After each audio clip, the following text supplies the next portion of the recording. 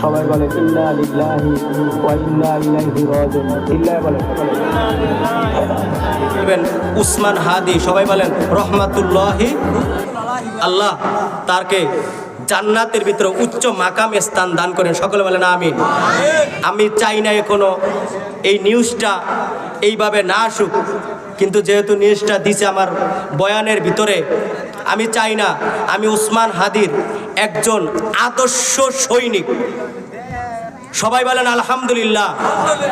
আমি মনে প্রাণে আমি দীর্ঘ রাত্র পর্যন্ত ওসমান হাদির তার যত সমাবেশের যত তার বক্তব্য এবং যত যা কিছু বলছে, এত সুন্দর কবিতার আকারে কাজী নজরুল ইসলাম সাহেবের এত সুন্দর বক্তৃতার এত সুন্দরভাবে বলছে, মনে হয় পৃথিবীতে আর এরকম কেউ বলতে পারবে, কইতে পারি না।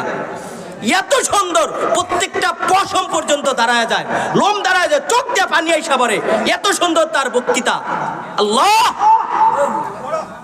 মালিক, বলতে পারি না আল্লাহ, আমি এই আওয়াজ শুনতে চাই না, তার মৃত্যুর ঘন্টা শুনতে চাই না।